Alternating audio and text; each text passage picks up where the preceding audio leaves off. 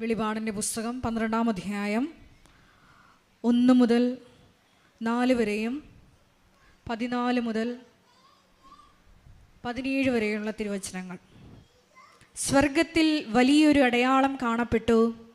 സൂര്യനെ ഉടയാടയാക്കിയ ഒരു സ്ത്രീ, അവളുടെ പാദങ്ങൾക്കടിയിൽ ചന്ദ്രൻ, ശിരസിൽ 12 നക്ഷത്രങ്ങൾ കൊണ്ടുള്ള കിരീടം. അവൾ ഗർഭിണിയായിരുന്നു. പ്രസവ വേദനയാൽ അവൾ നിലവിളിച്ചു. പ്രസവ ക്ലേശത്താൽ അവൾ ഞെരുങ്ങി. സ്വർഗത്തിൽ മറ്റൊരു അടയാളം കൂടി കാണപ്പെട്ടു. ഇതാ, അഗ്നിമയനായ ഒരു ഉഗ്രസർപ്പം. അതിന് 7 തലയും 10 കൊമ്പും, തലകളിൽ 7 കിരീടങ്ങൾ.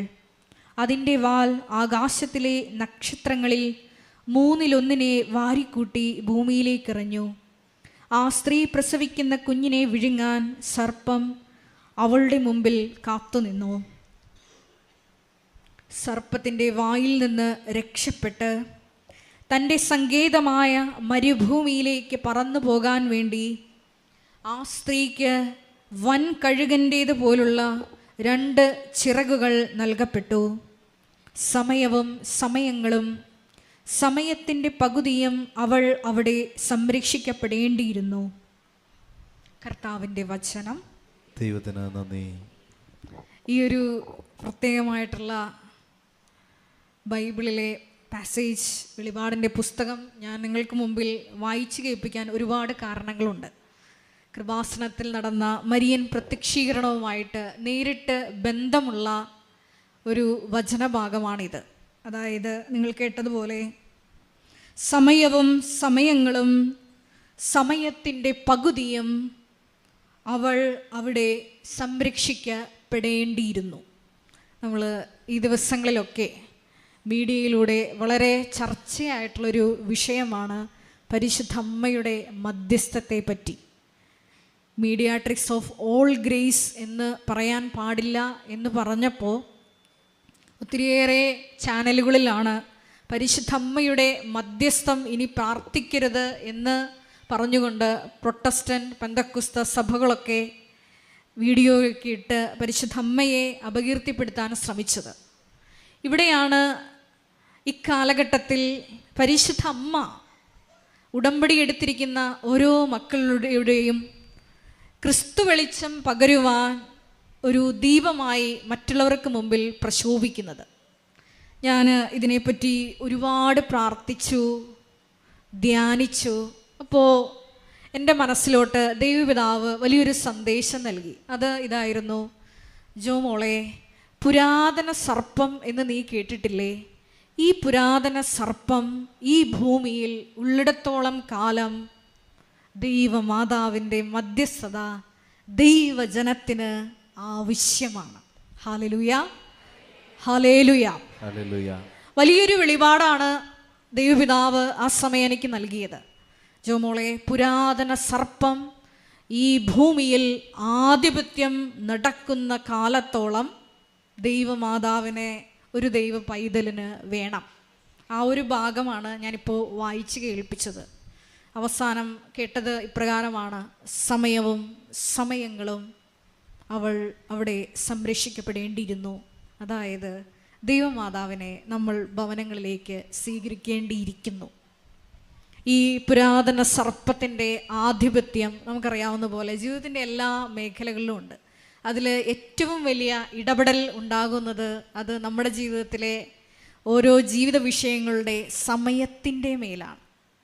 ഈ ഒരു സമയത്തെ സർപ്പാസ് ചെയ്യുവാൻ, അതിജീവിക്കുവാൻ പരിശുദ്ധ അമ്മയ്ക്ക് ദൈവപിതാവ് പ്രത്യേകമായ അധികാരം, മധ്യസ്ഥ സ്വാധീനം കൽപ്പിച്ചു നൽകിയിട്ടുണ്ട് എന്നുള്ളതിൻ്റെ ആദ്യത്തെ സുവിശേഷ ഭാഗമാണ് യോഹന്നാൻ്റെ സുവിശേഷത്തിൽ നമ്മൾ വായിക്കുന്നത്.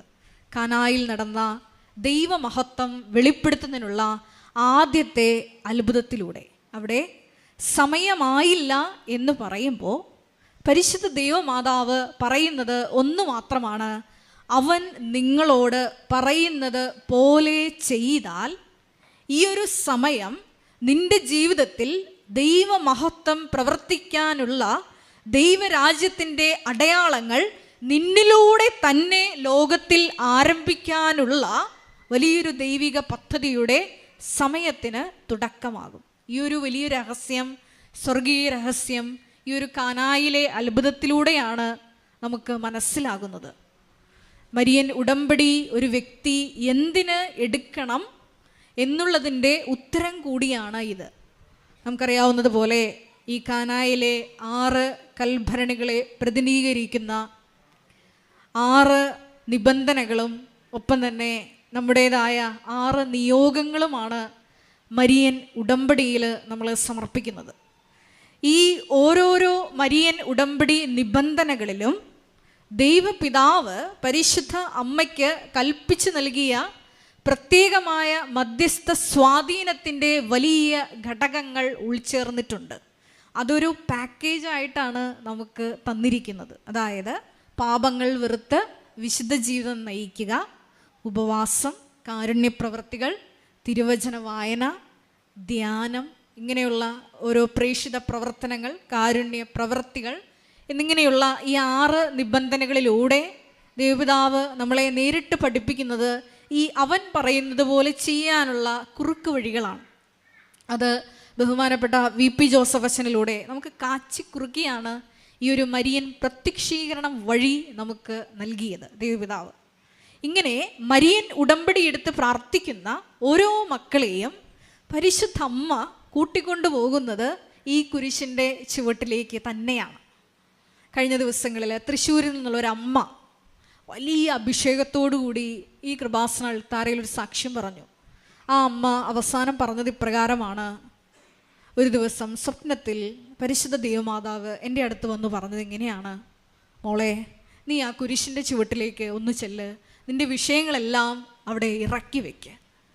ഈ ഈശോയുടെ അടുത്ത് ചെല്ലാൻ, പരമപരിശുദ്ധനായ ഈശോയെ പുൽകുവാൻ, ഈശോയോട് നമ്മുടെ വിഷയങ്ങൾ ഉണർത്തിക്കുവാൻ വലിയൊരു വിശുദ്ധീകരണ നടപടിയിലൂടെ നമ്മളെ കടത്തിക്കൊണ്ടു പോകുന്ന വലിയൊരു പ്രാർത്ഥന കൂടിയിട്ടാണ് ഈ മരിയൻ ഉടമ്പടി നമുക്ക് തന്നിരിക്കുന്നത്. അതുകൊണ്ട് തന്നെ നമുക്ക് ദൈവപിതാവിന് നന്ദി പറയാം. ആരെങ്കിലും നിങ്ങളോട് എന്തിന് മരിയൻ ഉടമ്പടി എടുത്ത് പരിശുദ്ധ അമ്മയുടെ മധ്യസ്ഥം തേടി പ്രാർത്ഥിക്കണം എന്ന് ചോദിച്ചാൽ നിങ്ങൾക്ക് പറയാനൊരു ഉത്തരം വേണം. കാരണം പുരാതന സർപ്പം ഈ ഭൂമിയിൽ ഉള്ളിടത്തോളം കാലം സർപ്പത്തിൻ്റെ മേൽ ചവിട്ടി നടക്കുവാൻ ദൈവപിതാവ് ഉൽപ്പത്തി 3:15 തിരുവചനം അനുസരിച്ച് ദൈവപിതാവ് കൽപ്പിച്ചു തന്നിരിക്കുന്ന വലിയൊരു അധികാരം, അത് ഉൽപ്പത്തി പുസ്തകത്തിൽ നിൽക്കുന്നതല്ല. വിശുദ്ധ യോഹന്നാൻ്റെ സുവിശേഷം അവസാനിക്കുമ്പോൾ 19-ാം അധ്യായത്തിൽ നമ്മൾ വായിക്കുന്നുണ്ട്, ഇതാ നിൻ്റെ അമ്മ. അന്നു മുതൽ ആ ശിഷ്യൻ അവളെ, അമ്മയെ, പരിശുദ്ധമ്മയെ സ്വന്തം ഭവനത്തിൽ സ്വീകരിച്ചു. തുടർന്നാണ് നിങ്ങൾക്കറിയാവുന്നതുപോലെ തിരുസഭ സ്ഥാപനം മുതൽ സഭ വളർന്ന് പന്തലിക്കുന്നത്. നമ്മുടെ ജീവിതത്തിലും ഇതേപോലെ നമ്മളെയൊക്കെ കാർന്നു തിന്നുന്ന ഒരുപാട് സർപ്പങ്ങളുണ്ട്. അത് സമയം മാത്രമല്ല, വ്യക്തികളാകാം, സാഹചര്യങ്ങളാകാം, നമ്മുടെയൊക്കെ ചിന്താധാരണകളാകാം. ഇതിനെല്ലാം തടയിടുന്ന, ഇതിനെല്ലാം അതിജീവിക്കുന്ന വലിയൊരു അഭിഷേകത്തിൻ്റെ കൃപ അത് ഈ മരിയൻ ഉടമ്പടി വഴി നമുക്ക് സ്വന്തമാക്കാൻ പറ്റും. കൃപാസനം മരിയൻ പ്രത്യക്ഷീകരണം ലോകത്തോട് പറയുന്നതും അതുതന്നെയാണ്. സമയവും സമയങ്ങളും പരിശുദ്ധമ്മ ഈ ഭൂമിയിൽ സംരക്ഷിക്കപ്പെടേണ്ടിയിരിക്കുന്നു. ദൈവമക്കൾക്ക് കാവലാകാൻ, അനേകം മക്കൾക്ക് ക്രിസ്തു പ്രകാശം കൈമാറുവാൻ, അവരെ ക്രിസ്തുവാകുന്ന യഥാർത്ഥ വെളിച്ചത്തിലേക്ക് നയിക്കുവാൻ പരിശുദ്ധ അമ്മ സദാ സന്നദ്ധയാണ്. ഒന്നു മാത്രം, നമ്മൾ അവളെ നമ്മുടെ ഭവനത്തിൽ സ്വീകരിക്കാൻ തയ്യാറാകണം. പരിശുദ്ധമ്മയുടെ വലിയ പ്രത്യക്ഷീകരണ മണിക്കൂറിലായിരിക്കുന്ന സമയം അമ്മ നമ്മളോട് പറയുന്നത് ഇപ്രകാരം തന്നെയാണ്: നിങ്ങൾ മരിയൻ ഉടമ്പടി എടുത്തുകൊണ്ട് ക്രിസ്തു സാക്ഷികളായി ലോകത്തിൽ പ്രശോഭിക്കുക. Ave Maria. നമുക്ക് മുട്ടുമേലായിരിക്കാം. സമാപന ആശീർവാദത്തിന് വേണ്ടിയിട്ട് നമ്മൾ ഒരുങ്ങുകയാണ്. ഏറെ പ്രത്യേകമായിട്ട് ഒരിക്കൽ കൂടെ ഞങ്ങളുടെ സ്ഥാപക ഡയറക്ടറായ, നമ്മുടെ എല്ലാം ആത്മീയ പിതാവായ ബഹുമാനപ്പെട്ട VP ജോസഫ് അച്ഛനെ ഈ അൾത്താരയിൽ സമർപ്പിച്ച് പ്രാർത്ഥിക്കാം. ഒരുപാട് ശാരീരിക അസ്വസ്ഥതകളിലൂടെ, രോഗങ്ങളിലൂടെ കടന്നു പോകുന്ന അച്ഛനെ പരിശുദ്ധമ്മേ ദൈവമാതാവേ, ഈ ഈ പ്രത്യക്ഷീകരണ ആരാധന മണിക്കൂറിൽ ഞങ്ങളിവിടെ ആയിരിക്കുമ്പോൾ 1 മണിക്കൂറോളം ഈശോയോട് കൂടെ ആയിരുന്നുകൊണ്ട് ഞങ്ങൾ എടുത്തിരിക്കുന്ന മരിയൻ ഉടമ്പടിയുടെ യോഗ്യതയാൽ ഞങ്ങൾ അച്ഛന് വേണ്ടി പ്രാർത്ഥിക്കുന്നു. വലിയ വലിയ കൃപകൾ ഇനിയും നിറച്ചുകൊണ്ട് ഈശോയെ ലോകത്തിന് മുഴുവൻ ഈ മരിയൻ ഉടമ്പടിയിലൂടെ ക്രിസ്തുവാകുന്ന പ്രകാശം കൈമാറുവാൻ ഈ ആരാധനാ മണിക്കൂറിൽ ഈശോയെ അച്ഛനെ വീണ്ടും വീണ്ടും ഉപകരണമാക്കണമേ എന്ന് പ്രാർത്ഥിക്കുന്നു.